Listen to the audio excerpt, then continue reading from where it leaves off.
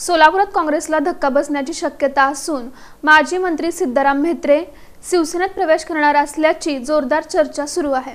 राज्यात महायुतीची सत्ता आल्यापासून काँग्रेस, राष्ट्रवादी काँग्रेस शरदचंद्र पवार पक्ष आणि शिवसेना उद्धव बाळासाहेब ठाकरे पक्ष यांना प्रचंड प्रमाणात धक्के बसत आहेत। या पक्षांमधील अनेक बडे नेते पक्ष सोडून जात आहेत। सोलापुरातही आता काँग्रेस पक्षाला मोठा धक्का बसणार असून माजी गृहराज्यमंत्री सिद्धाराम म्हेत्रे हे काँग्रेसला हात दाखवून शिवसेनेचं धनुष्यबाण हाती घेणार आहेत। माजी गृहराज्यमंत्री सिद्धाराम म्हेत्रे हे अक्कलकोट मतदारसंघाचे 4 टर्म आमदार राहिले आहेत। एका वेळी ते राज्याचे गृहराज्यमंत्री आणि ग्रामविकास राज्यमंत्री होते। यापूर्वी 3 वेळा त्यांचा विधानसभा निवडणुकीत पराभव झाला।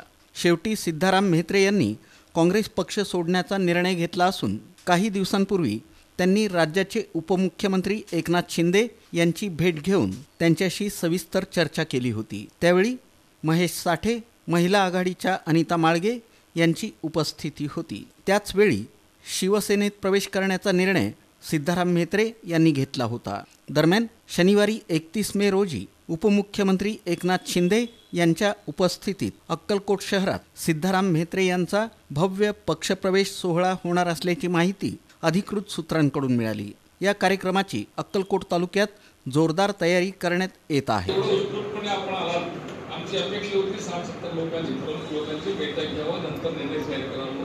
बरं झालं पण आपण सगळे आलात, तुम्ही तुमचं मनोगत व्यक्त केलं, पुष्कळपणे सांगितले बाबा आता निर्णय घ्या, काय अडचण नाही। म्हणून तुमच्या सांगण्यावर निर्णय घेऊ का?